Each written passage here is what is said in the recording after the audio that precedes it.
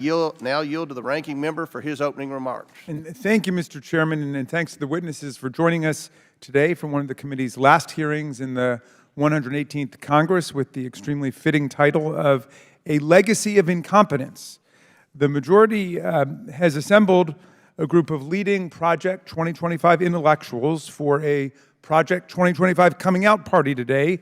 The witnesses will advertise their wares, which almost makes me a bit nostalgic, Mr. Chairman, for the days when our colleagues said that they were pursuing President Joe Biden for the worst presidential crime in American history, a crime which unfortunately they were never able to identify, but which they now appear to have dropped completely. So last week, my Democratic colleagues and I urged the chairman to hold a hearing on a real issue, on the gun violence epidemic that is ravaging American communities. This Congress, our colleagues have refused to hold a single hearing about a single mass shooting except for the one that involved former President Donald Trump in Butler, Pennsylvania. The security of the former president is absolutely critical, but doesn't the rest of the country count too?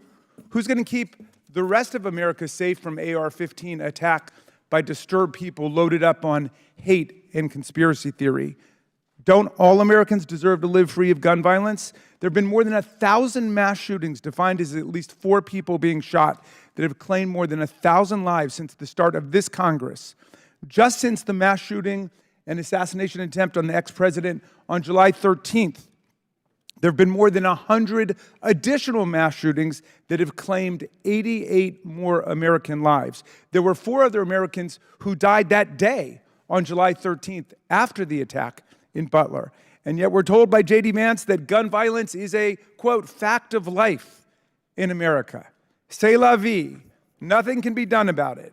Of course, it's not a fact of life in England or France or Ireland or Canada or Japan or dozens of other countries. The NRA, the GOP, and the terribly weak Swiss cheese gun laws they insist upon have made gun violence a fact of death in America because they refuse to discuss the policy solutions favored by the vast majority of the American people of all parties: a universal violent criminal background check, red flag laws, a ban on the sale of AR-15s and other military-style assault weapons. So we have a rate of gun homicide 25 times higher than people living in Europe. And gun violence is now the leading cause of death for children and teenagers in the United States of America.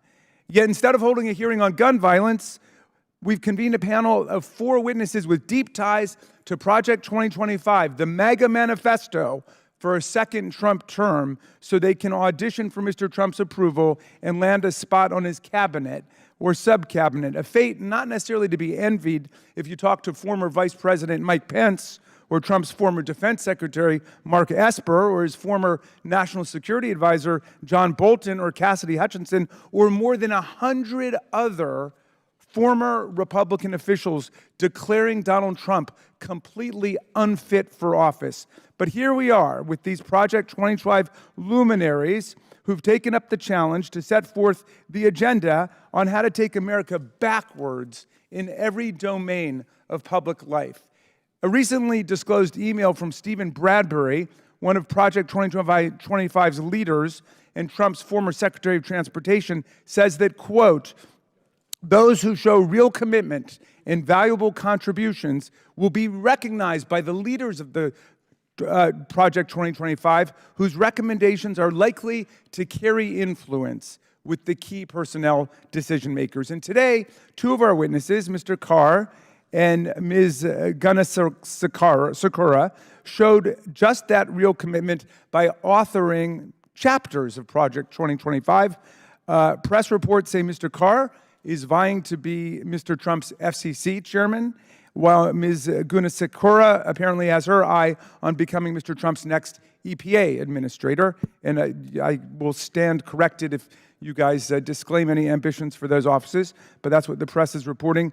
The majority's other 2 witnesses also come to us from organizations that are right there on the advisory board of Project 2025. So we'll hear from them and we'll discuss how they intend to implement the extremist Project 2025 game plan in a hypothetical second administration for Donald Trump. It's a program that depends on sending in an army of Trump sycophants and loyalists to replace 50,000 professional civil servants. It's a program subordinating the people's government to big corporations, and it tramples the civil rights and liberties of women to abortion, birth control, and IVF, which the Republicans just voted against yesterday. It's a plan to upend democratic government as we know it, and it involves politicizing the federal workforce and gutting the professional civil service, weaponizing the Department of Justice against political rivals and the people, seizing political control of independent agencies like the Federal Reserve Board and the FCC, eliminating overtime pay for millions of workers,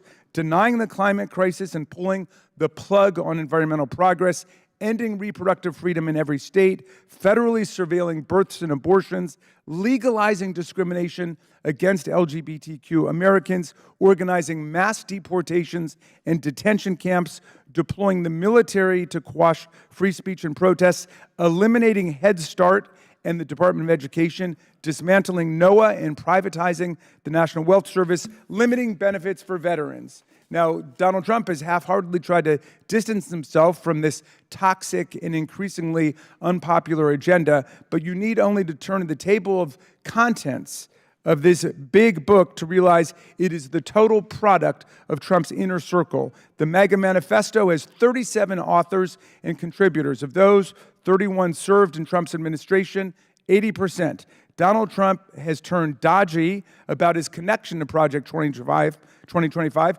despite the fact that he has praised it and commended its authors, because he knows it is way too extreme for the vast majority of the American people. The Biden-Harris administration has restored America's place as a global leader and led an economic recovery that is the envy of the rest of the world.